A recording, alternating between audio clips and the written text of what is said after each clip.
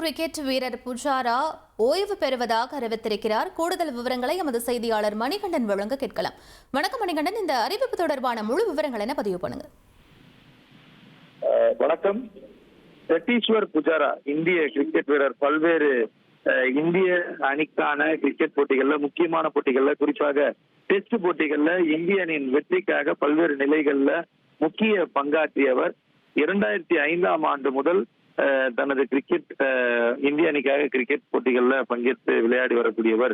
அனைத்து நிலை கிரிக்கெட் போட்டிகள்ல இருந்தும் ஓய்வை அறிவித்திருக்கிறார்.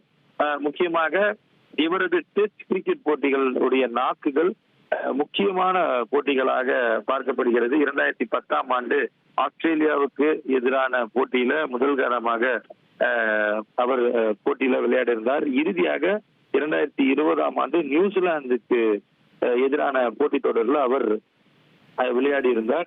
அது மட்டுமல்லாமல் வங்காளதேசத்துக்கு எதிராக கடைசி ஒரு நாள் போட்டியில் 2014ஆம் ஆண்டுல அவர் விளையாடி இருந்தார். தற்போது வரையில பல்வேறு உள்ளூர் அணிகளுக்காக சௌராஷ்டிரா கிரிக்கெட் அசோசியேஷன் சார்பில் விளையாடி வருகிறார். இந்த நிலையில அவர் அனைத்து நிலை கிரிக்கெட் போட்டிகளிலும் தனது ஓய்வை அறிவித்திருக்கிறார்.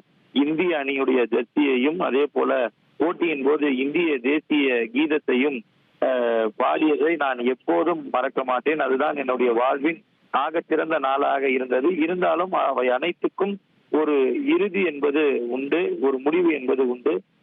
அந்த தருணத்துலதான் நான் தற்போது இருக்கிறேன். இந்த அனைத்திற்கும் ஒரு குட் பை சொல்ல வேண்டிய நேரமாக இது மாறி இருக்கிறது.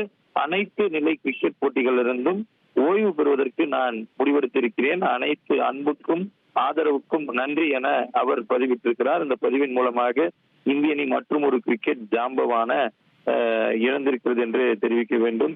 அந்த அளவுல அனைத்து நிலை கிரிக்கெட் போட்டிகளிலுமே இருந்து சத்தீஸ்வர் புஜாரா இன்றுடன் ஓய்வு பெறுவதாக அதிகாரப்பூர்வமாக அறிவித்திருக்கிறார். விவரங்களுக்கு நன்றி மணிகண்டன். உங்கள் தந்திவன் தொலைக்காட்சியில் கருடா தினமும் காலை 6 மணிக்கு காண தவறாதீர்கள்.